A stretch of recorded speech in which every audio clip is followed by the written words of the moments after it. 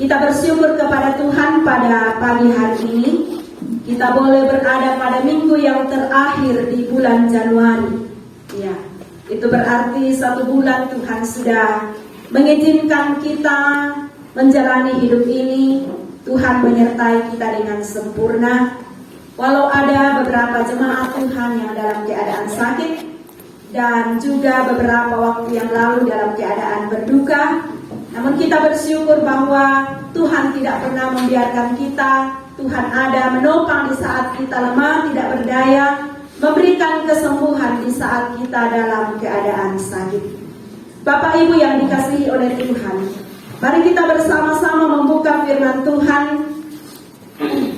yang saya telah pilih dari Kisah Para Rasul pasal yang ke-15 ayat 34 sampai ayat yang ke-41. Kisah Para Rasul pasal 15 ayatnya yang ke-35 sampai ayat yang ke-41.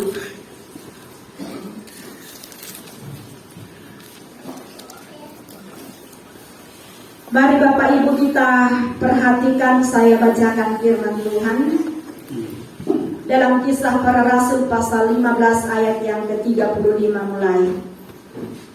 Paulus dan Barnabas tinggal beberapa lama di Antiokhia. Mereka bersama-sama dengan banyak orang lain mengajar dan memberitakan firman Tuhan.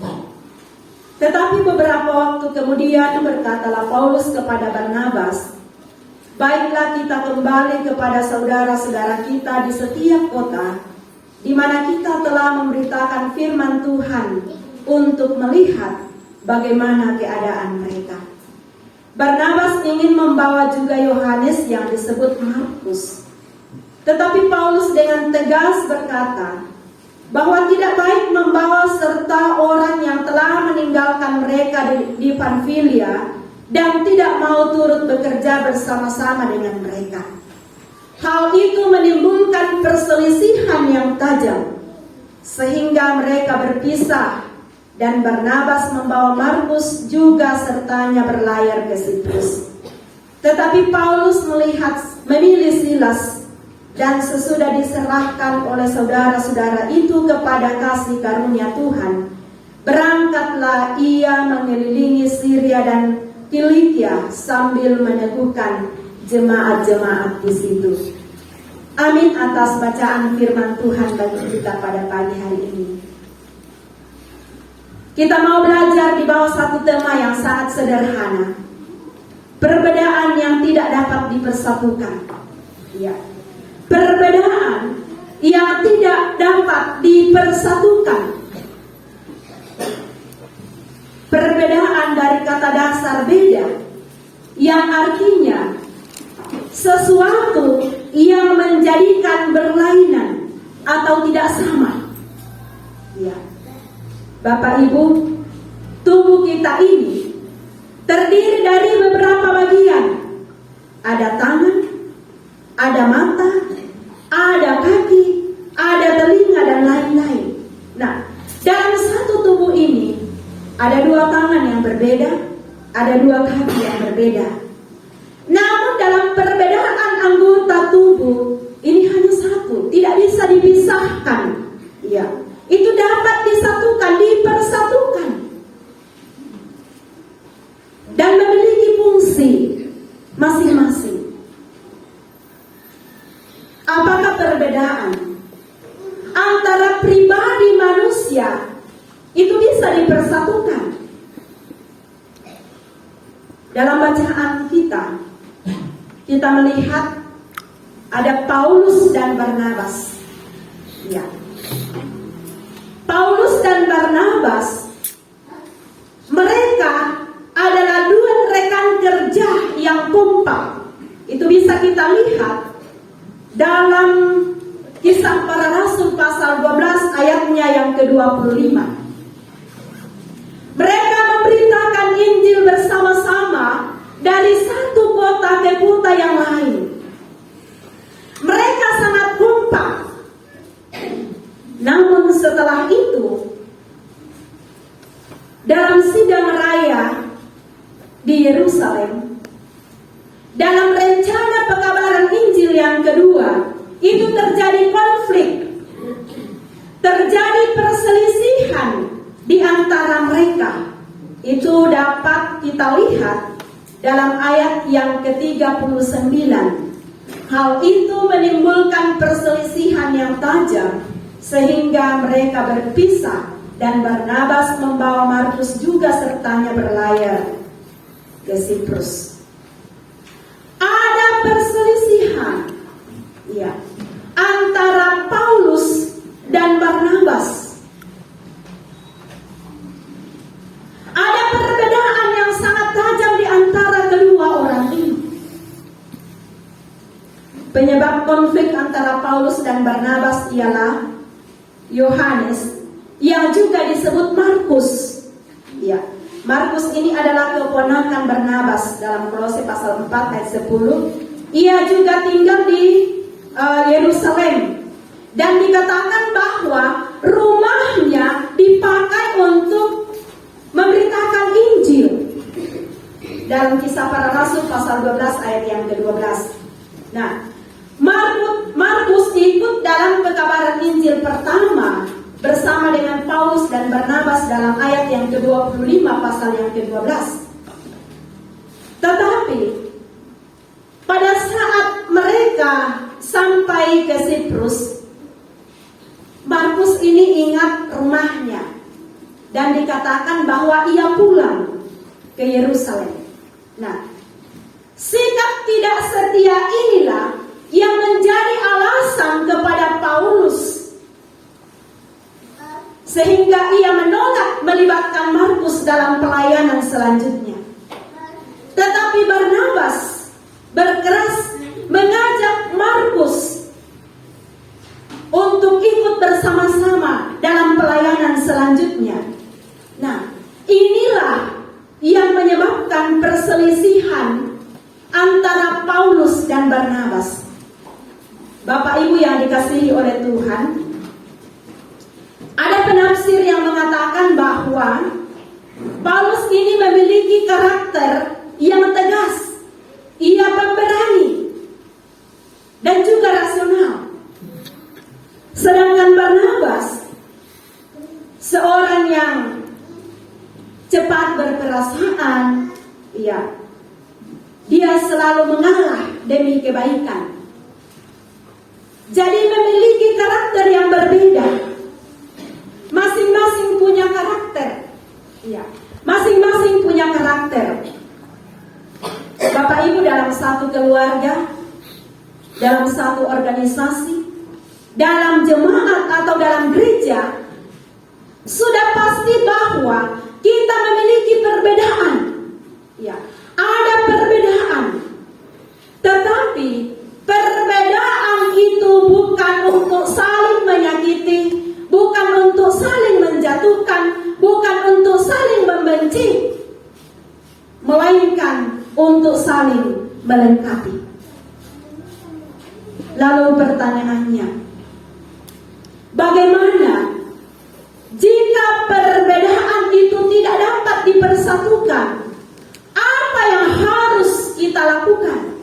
Apa yang harus kita buat? Mari kita melihat bagian yang pertama dalam ayat yang ke-40. Serahkanlah semuanya kepada Tuhan. Serahkanlah semuanya kepada Tuhan. Ini Paulus dan Barnabas dalam kehidupan pelayanan kedua hamba Tuhan ini jelas ada perbedaan. Tetapi jemaat bisa memahami perbedaan yang dimiliki oleh kedua hamba Tuhan ini, oleh kedua penginjil ini, sehingga dikatakan bahwa jemaat mendoakannya dan menyerahkan mereka masing-masing kepada Tuhan. Jemaat berdoa mendoakan kedua hamba Tuhan ini. Dalam pertama Korintus pasal 12 ayat yang ke-27, gereja di diibaratkan satu tubuh yang terdiri dari banyak anggota tubuh, tetapi Kristus adalah kepala gereja. Kristus adalah kepala gereja. Itu Efesus pasal 4 ayat yang ke-15. Dalam satu tubuh terdapat prinsip memiliki perbedaan satu dengan yang lain. Tetapi bukankah itu saling membutuhkan? Bukankah itu saling memerlukan? Demikian pula dalam jemaat terdapat perbedaan-perbedaan. Ada perbedaan etnis, ada perbedaan status sosial, perbedaan karakter, ya, berbeda-beda karunia atau talenta yang Tuhan berikan bagi kita. Bapak Ibu, tidak mungkin kita bisa memaksakan kehendak kita kepada yang lain. Itu tidak mungkin. Hal yang harus kita lakukan dalam hal-hal seperti ini ialah mari serahkanlah semuanya kepada Tuhan. Artinya mari kita berdoa kepada Tuhan. Doakanlah sesama yang mungkin dekat dengan kita, tetapi sulit untuk kita sepaham. Di pokadan na puang matua, di pokadan katonganan nakabiri. Ya, kita sampaikan kebenaran, kita sampaikan firman Tuhan, justru mereka membenci kita. Apa yang harus kita lakukan Bapak Ibu? Firman Tuhan mengajar kita supaya kita mendoakan mereka, bukan kita benci, bukan untuk kita jauhi, tetapi kita serahkan kepada Tuhan, Tuhan yang akan bertindak di dalam kehidupannya.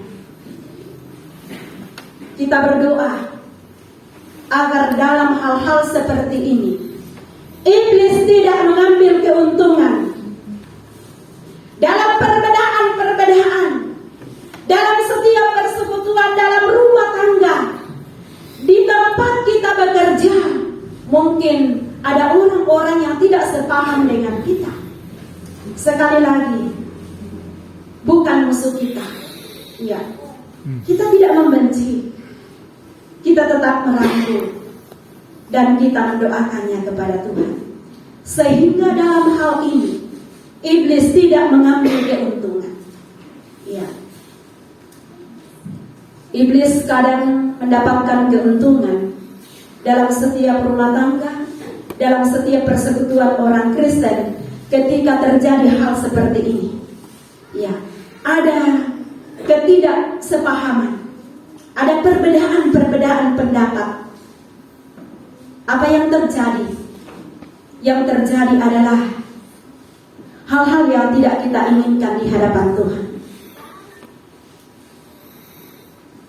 Terjadi hal-hal yang tidak kita inginkan, hal-hal yang dapat lebih merusak persekutuan, lebih merusak kehidupan kita, baik itu dalam rumah tangga maupun dalam masyarakat. Karena itu Bapak Ibu yang dikasihi oleh Tuhan, firman Tuhan mengajar bagi kita semua bahwa hal yang harus kita lakukan ketika terjadi perbedaan yang sulit untuk kita persatukan ialah serahkan semuanya kepada Tuhan. Kemudian bahagian yang kedua, apa yang harus kita lakukan ketika perbedaan itu tidak dapat kita persatukan? Ayat yang ke-41 dalam pasal yang ke-15, tetaplah setia melayani. Ya. Tetaplah setia melayani Tuhan. Paulus dan Barnabas, walaupun mereka tidak sama-sama saat itu, tapi mereka punya tujuan yang sama. Ya. Ada tujuan yang sama, yaitu memberitakan Injil atau melayani Tuhan. Itulah tujuan kedua orang ini, Paulus dan Barnabas. Walaupun saat itu jelas dalam bacaan kita bahwa mereka tidak pergi secara bersama-sama seperti awal pelayanan mereka. Walaupun mereka berpisah nasibnya. Iya. Tetapi ada tujuan yang sama, yaitu sama-sama memberitakan Injil, sama-sama melayani Tuhan. Paulus memilih partner atau rekan kerja, yaitu Silas. Ya, mereka melayani Tuhan dalam pekabaran Injil. Yang kedua, itu dalam ayat yang ke-40 sampai 41. Dan melalui pelayanan mereka, ada banyak jemaat yang didirikan, ada banyak jemaat yang terbentuk. Di antaranya ada jemaat Tesalonika, ada jemaat Korintus, ada jemaat Efesus, dan beberapa jemaat yang lain. Nah, demikian juga halnya dengan Barnabas. Ia bersama-sama dengan Markus melayani sampai ke rumah. Ya, mereka melayani sampai ke rumah. Dan kemungkinan besar di Roma, Markus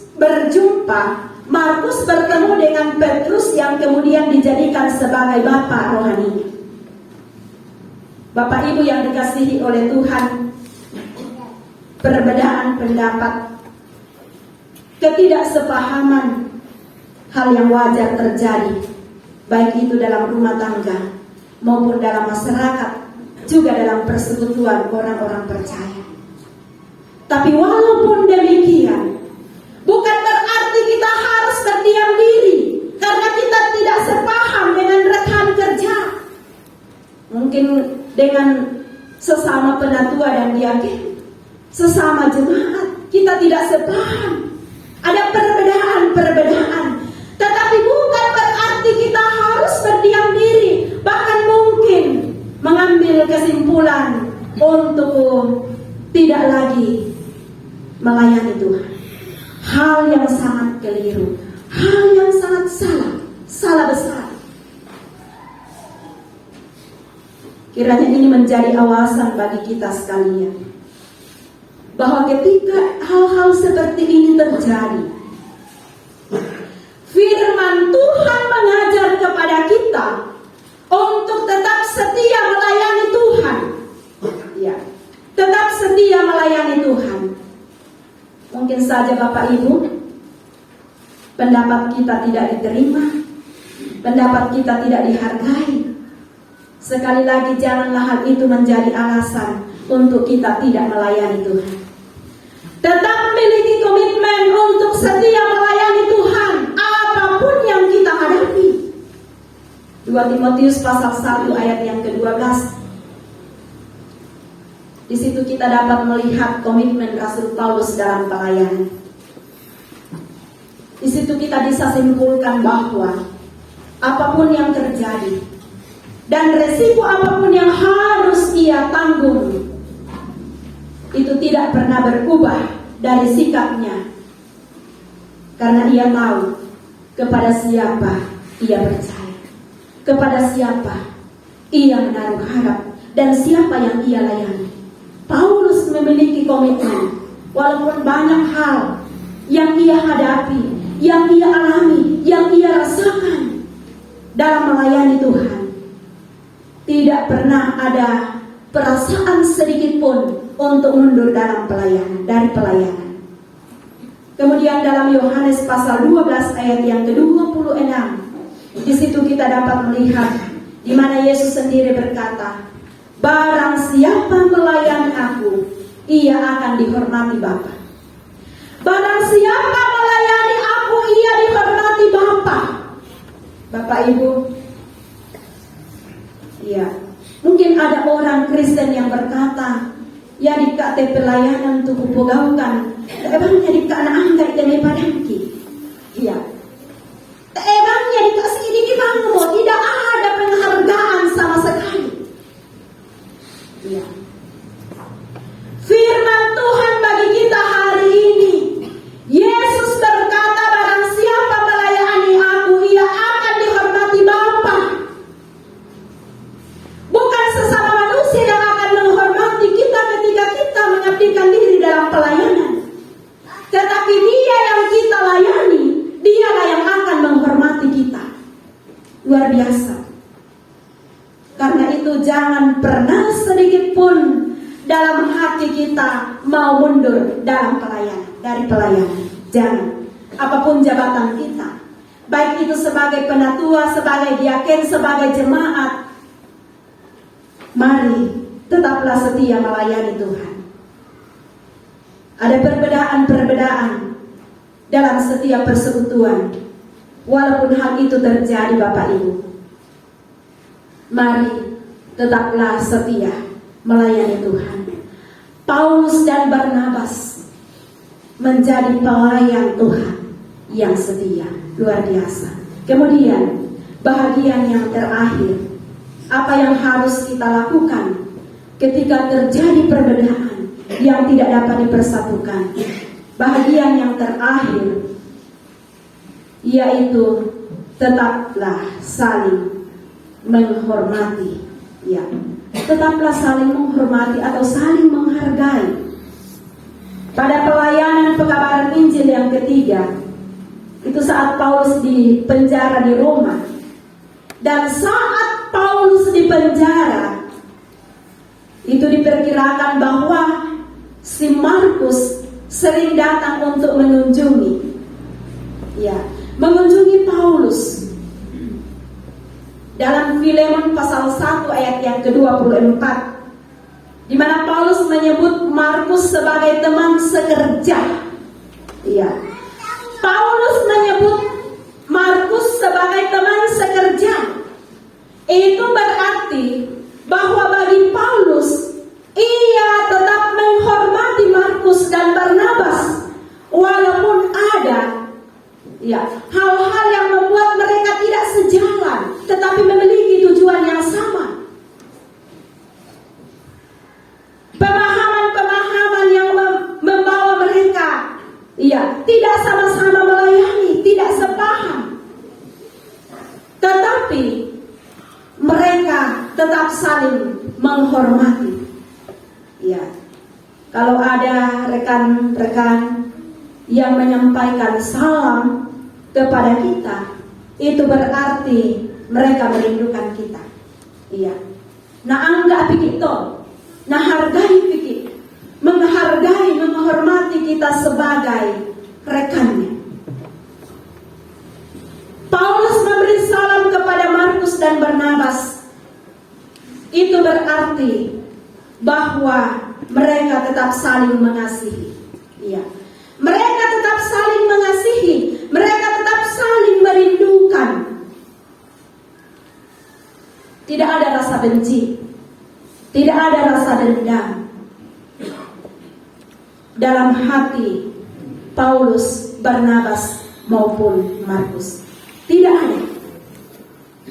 Karena itu Bapak Ibu yang dikasihi oleh Tuhan, firman Tuhan bagi kita pada hari ini, bahwa ketika terjadi perbedaan yang tidak dapat dipersatukan lagi, hal yang harus kita lakukan, hal yang harus kita miliki ialah yang pertama, bahwa mari serahkanlah semuanya kepada Tuhan. Berdoalah kepada Tuhan sehingga iblis tidak mengambil keuntungan dari hal-hal yang kita hadapi dalam hidup ini. Dan yang kedua, bahwa mari tetaplah setia melayani Tuhan. Dan yang terakhir, tetaplah saling menghormati dan saling mengasihi. Tuhan memberkati kita dengan firman-Nya. Mari kita berdoa. Bapa di surga, kami bersyukur firman-Mu bagi kami pada pagi hari ini, walaupun singkat, tapi kami mohon Roh Kudus yang akan memateraikan firman-Mu ini di dalam hati kami dan memberikan kemampuan bagi kami untuk melakukannya, sehingga kami menjadi pribadi, menjadi persekutuan yang sungguh-sungguh menyenangkan hati Tuhan dan menjadi berkat bagi orang lain. Berkati kami Tuhan dalam kelanjutan ibadah kami hari ini. Kami datang berdoa dan bersyukur di dalam nama Tuhan Yesus. Amin.